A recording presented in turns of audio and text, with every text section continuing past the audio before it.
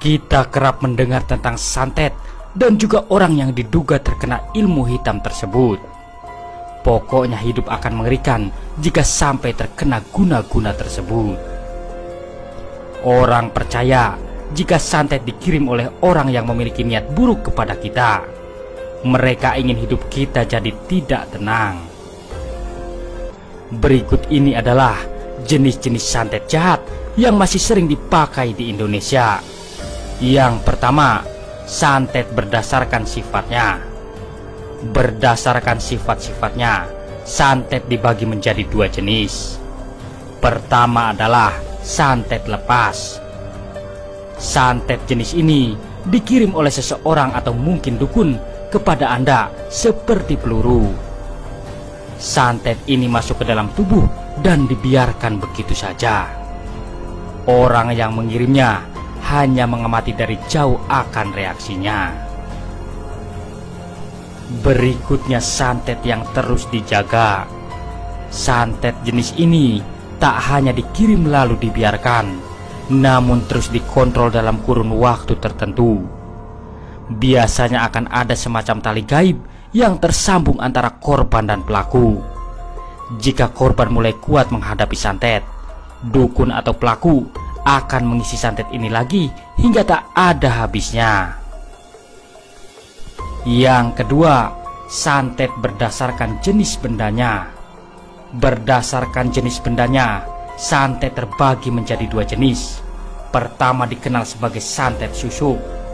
Santet ini berupa kiriman benda-benda mati seperti paku, lidi, atau apapun yang akan membuat penerimanya mengalami sakit yang tak tertahankan. Jenis kedua dari santet ini dinamai santet kodam. Dukun atau pelaku santet akan mengirimkan makhluk halus, entah jin atau setan, kepada sang korban. Makhluk halus ini akan mengganggu korban atau bahkan merasukinya hingga membuat hal buruk sering terjadi, bahkan menyebabkan kematian. Yang ketiga, santet berdasarkan kekuatannya. Berdasarkan kekuatannya, santet dibagi menjadi tiga jenis. Pertama, santet tingkat dasar. Santet ini yang kerap digunakan di Indonesia. Entah itu dengan mengirim benda-benda aneh ke dalam tubuh korbannya atau mengirim energi negatif. Santet ini hanya menggunakan ritual berupa sesajen dan beberapa syarat. Bisa dilakukan oleh dukun atau orang awam. Berikutnya santet tingkat menengah.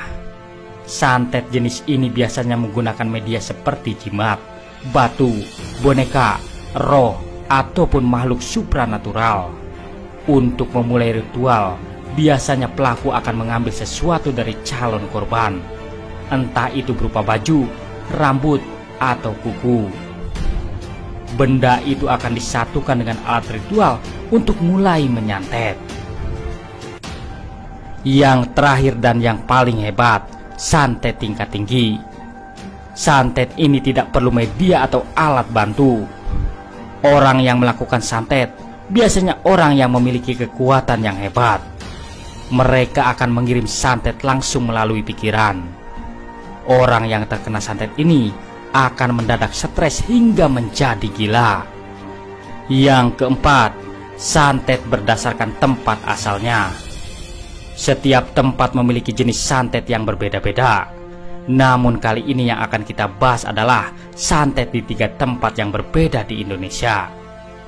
Pertama, santet yang berasal dari Jawa, bernama santet susuk konde. Santet ini sangat ganas jika sampai mengenai manusia.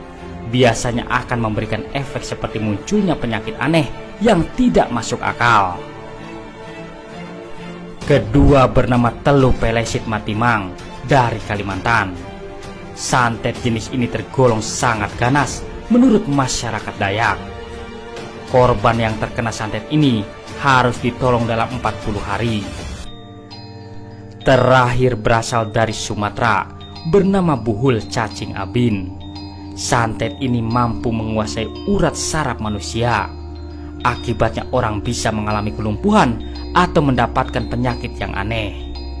Jika tidak segera mendapatkan pertolongan, korban bisa meninggal dengan cepat, namun dengan rasa sakit yang maksimal. Itulah jenis santet jahat yang sering dipakai di Indonesia. Semoga kita terhindar dari santet yang mengerikan tersebut, karena santet adalah tindakan jahat yang hanya menyebabkan manusia mendapatkan kesengsaraan. Terima kasih telah menonton. Semoga informasi ini bermanfaat. Jangan lupa subscribe-nya. Wassalam.